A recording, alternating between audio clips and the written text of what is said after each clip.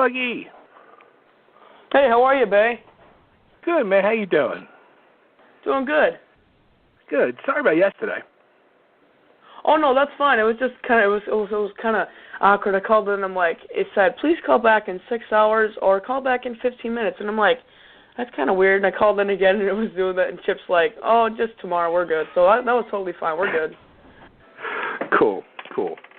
So, it's pretty wild, dude. Like, you're only 13 years old, and for anybody, probably for myself, as I'm watching the video and all this stuff, like you would not think you're like a 13-year-old kid.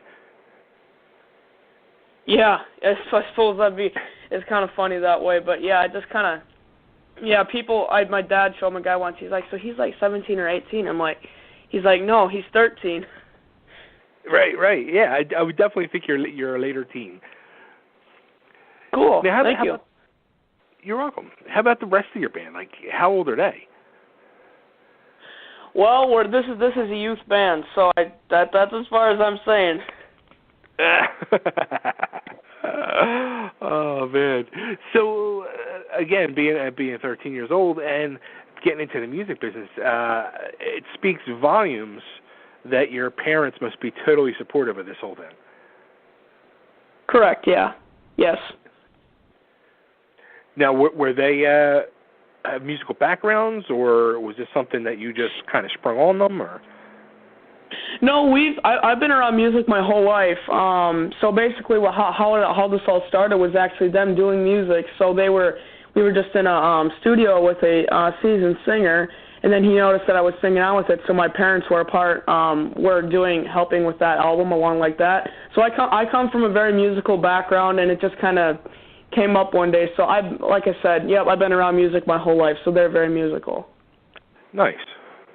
So I guess was like their background in music, like the whole the world of heavy metal and rap and stuff like that, for you to take that on, or did you have like your own influence, or?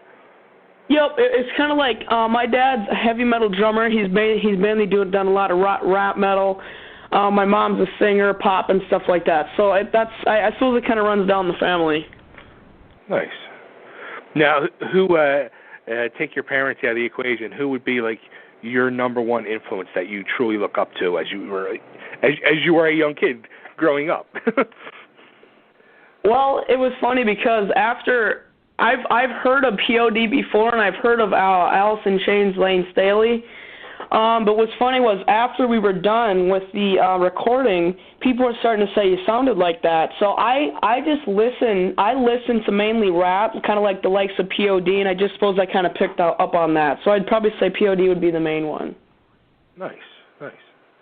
And something that's kind of, I guess, pretty cool, especially for you right now, that I'm noticing, like, probably throughout your childhood, you might have realized this, or you've probably been told this, but, there was like it's probably 20 years ago now, the whole explosion of like your Kid Rocks and Limp Bizkits and stuff like that, and it was like a real big part of the scene. And then for a while, for the longest time, I'm going to say even up until the last year or two, it was kind of like people would make fun of it. And I'm sure there's still people that make fun of the whole rap rock thing, but it seems to be like really truly making a comeback now.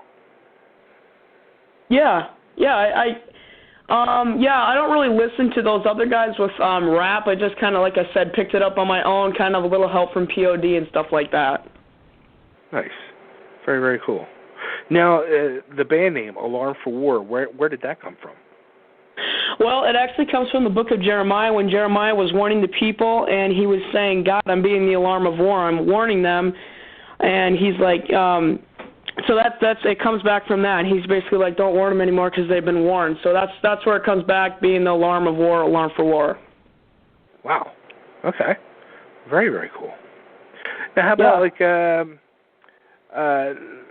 going back to the video now, the first single and video off of this album, which is the album is called Enemies of the State. But again, going back to the video, you watch this video, this is not something a 13-year-old you would think was putting out. I mean, it's a really heavy video with a lot of things going on there that you would not think a 13-year-old should be seeing. Yeah. So whose idea was for the whole video?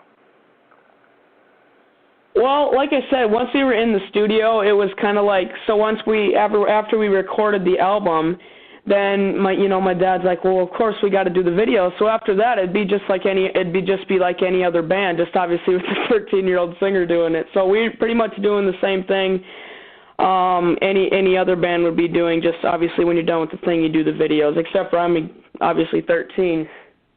Right. No, but I was saying there's like all types of clips in there of like drug usage and stuff like that, and I was kind of like taken back at first. Yeah, well, it's kind of a story. So we're just reaching out to the young people with the truth. And actually, the song "Day Turn Tonight" with the drugs. There was a kid named Zach who was hooked on drugs, and he was told to stop, or one day it just may cost him his life. So after he was done doing drugs, he was found down dead in a bathroom. And then standing around his dead body, someone shouted out in the crowd, "Well, where's your God at now?" And then someone else in the crowd replied, "The same place he was when he was warning him."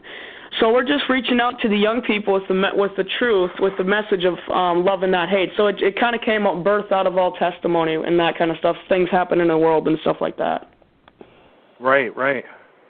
It's such and the word being used is epidemic. With the whole drug situation around the country right now, it's really a huge topic to tackle. And I think you being, a teenager in the world today where, sadly, the usage is so ongoing throughout the teens across the country, I think a person like you to stand up for this message is a great thing, and I applaud you on that. Oh, I appreciate it. Yeah, like I said, we're sticking up for the young people because they've been subjected to a lot of stuff nowadays, so we're just, like I said, preaching out to them with the truth. Nice. Now, how about live shows? You guys doing live shows yet, or? Correct. We'll be doing that stuff at the end of the month. We're going to have a lot of fun live. People are going to expect exactly what's on the tape, and we're just excited to get out there and rock this thing. Cool. Now, you guys going to do like a little tour at all, or just local shows, or? Correct. Yep. At the end of August, we'll be doing a tour. Yep. Yes, sir. Nice. Good for you. Now, how about school? Like, are you in school still, or are you doing like a homeschooling, or? Yep, I'm homeschooled, so I'd be just like, while we're, we've been my parents travel a lot and stuff like that, so we're homeschooled. We got an academy, so we bring our books along, while we're in the bus doing my books there. So I'm keeping up with all that stuff. Nice.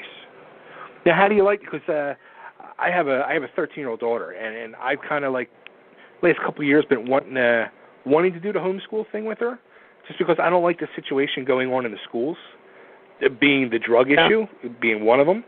Now, do you like or prefer doing the homeschool compared to actually going to school? Yes, very much. Homeschooling, you got a lot. What's cool about it is in a normal average school, they get about 8 hours, but they don't get as much attention. So in homeschooling, it's less hours, but the same amount of work because you're getting a lot more attention from the teacher and stuff like that. So highly recommend homeschooling. Nice. Now, and also too, I saw you were here. You were here in the Philadelphia area the other day. I was, yeah, standing right next to the Rocky Balboa statue. Can't go to Philadelphia without seeing that. Nice. What were you doing in Philly? Well, my parents also have run a ministry, so preaching love and not hate too. So we're going to Philly. We go all around the country doing that. My dad does tea parties and stuff like that. So we were just just happened to be passing through town doing that, and we just realized, hey, Rocky Balboa statue here right now. So that's what we were doing there. Yeah, they took the statue down. They've been redoing where it is, and actually it looks like they moved the location from your picture I saw. They moved the location again of where the statue is. So Rocky never finds a permanent home. He's always on the move. Right. Cool. So all right, so let's get all the plugs out there. Where can everybody find you and the band Alarm for Not War, and where can everybody buy the music and see what's going on with you and hear what's going on? Well, our website is www.alarmforwar.com. Again, www.alarmforwar.com. You can find us on Facebook at Alarm for War. Same thing with Instagram and Twitter. Check us out, www.alarmforwar.com. Awesome. Cool. Well, this was really good talking to you, Buggy, and thanks again for doing this. And next time you come and see Rocky, you got to let us know. This way we can maybe hook up. Perfect. Sounds good. Thanks, babe. Totally appreciate it. Take care. Yep, you too. See ya. Bye.